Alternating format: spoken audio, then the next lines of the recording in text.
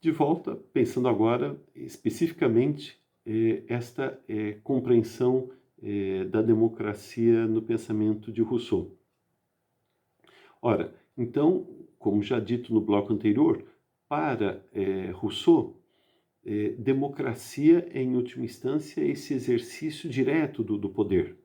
E, portanto, que ele vai, digamos assim, ser crítico da democracia vigente, ou seja, a experiência, né, ali nascente, ali no século XVIII se já tinha, né, algum desenho, né, então, por exemplo, a experiência, né, parlamentar lá na Inglaterra, né, a própria experiência da estrutura de poder político exercido na França, enfim, as experiências que estavam ali no cenário de referências de experiências históricas de Rousseau relativas à democracia, ele vai dizer, olha, isto não é, em última instância, democracia. Isto é, digamos assim, uma espécie de aristocracia eletiva, né? E é muito interessante que Rousseau é um autor extremamente atual, porque, de certa forma, o que nós temos até hoje é exatamente isso, né? Então, o Estado democrático moderno não é o Estado no qual os cidadãos exercem poder diretamente. É um Estado no qual os cidadãos exercem a sua soberania de forma indireta. Então, há uma transferência de poder. Então, por isso que a democracia moderna é uma democracia delegativo-representativa. Ou seja, ocorre, e é isso que Rousseau está criticando, uma delegação de poder do cidadão para alguém que torna-se o seu representante. Ora, mas Rousseau vai dizer que a vontade política, ela não é alienável, ela não é transferível. Por quê? Porque a vontade política, ela se faz na própria circunstância. Então, as circunstâncias mudam, a vontade política muda. Então, a ideia de eleger um representante que vai lidar com as mutações das situações políticas, vai dizer Rousseau, né? Ela é ilusória, né? Então não se transfere vontade política. A vontade política, assim como a vontade é um atributo do ser humano, a vontade no sentido moral, no sentido da condução da sua própria vida, da sua própria existência, é um processo contínuo de deliberação, né? Assim também para Rousseau. E quando a democracia moderna cria mecanismos de transferência da vontade política, Rousseau vai dizer que ela está criando uma ilusão.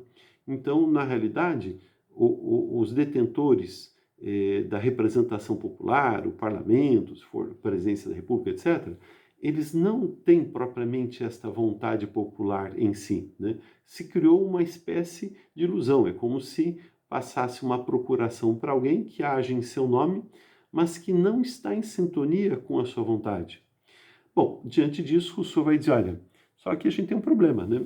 Uma coisa era Atenas, pequenininha, pouca gente, né? Poucos cidadãos habilitados a exercer o poder.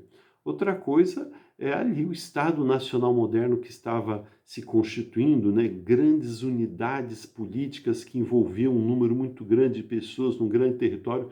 Como é que você vai colocar isso tudo na ágora, né? Que praça pública vai acomodar as pessoas para uma deliberação desse tipo, né? E aí Rousseau vai, digamos assim, né, acabar chegando a uma conclusão um pouco angustiante, né, e vai dizer, olha, infelizmente, a democracia, né, ela é muito limitada, a experiência que a gente tem de democracia, apesar de ele dizer, olha, a pior democracia é sempre melhor do que a melhor tirania, né?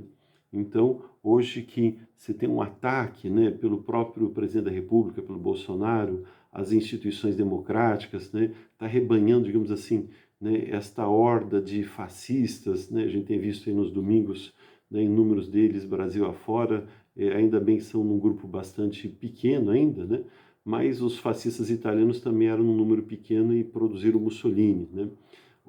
Mas, de qualquer forma, o que Rousseau está dizendo é que a ditadura nunca é boa, né? O poder autocrático nunca é bom, né? O poder despótico nunca é bom, porque mesmo que numa democracia representativa você tenha um grande distanciamento entre a vontade do representante e a vontade do representado, né?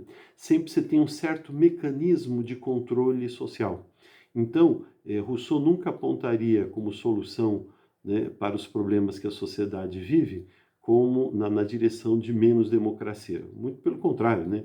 Então, o que Rousseau estava dizendo é o seguinte, olha, os problemas que a democracia enfrenta são solucionados não com menos democracia, mas com mais democracia, né? É isso que está difícil, né, para esta onda de extrema-direita que hoje vai tomando conta do mundo e no Brasil está trazendo consequências gravíssimas para o funcionamento das nossas instituições, né?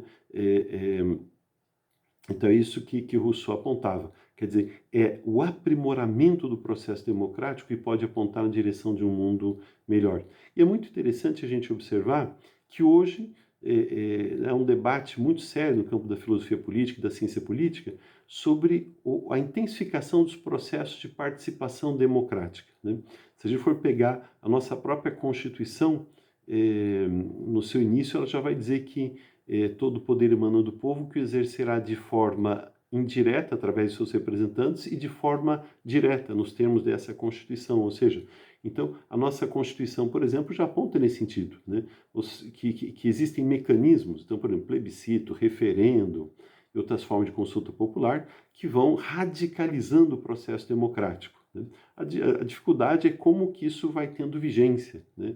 Então, pelas características que a sociedade atual apresenta, né? E com certeza hoje, né, você tem vários autores que vão dizer o seguinte, olha, você pode intensificar significativamente o processo democrático pelo avanço dos processos tecnológicos, né? Então, a tecnologia ela pode trabalhar a favor da democracia. Claro que não é a tecnologia das milícias digitais que servem, né, a esta onda fascista que hoje atinge, né, o Brasil, disseminando ódio, né, autoritarismo, né, e desrespeito aos direitos humanos, mas é democracia, é a tecnologia no sentido de criar mecanismos eficazes e eficientes de aferição da vontade popular, né, de criação daquilo que um grande filósofo contemporâneo, que é Jürgen Habermas, filósofo alemão, vai falar, né, de desenvolvimento de uma racionalidade comunicacional que vá possibilitando a produção de consenso democrático.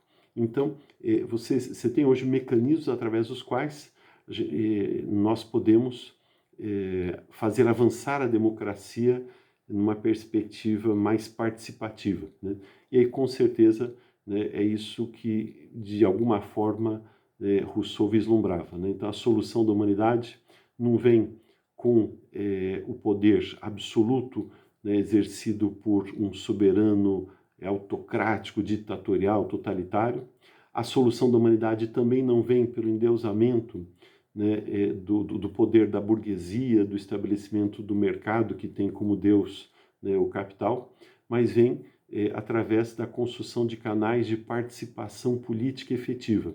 É dessa forma, que vai dizer Rousseau, nós conseguimos, né, organizar, dar forma à vida social de uma maneira mais condizente com aqueles direitos que estão ancorados na nossa própria natureza, e esses direitos, pode ser assim, se condensam fundamentalmente no direito à igualdade, no direito à liberdade.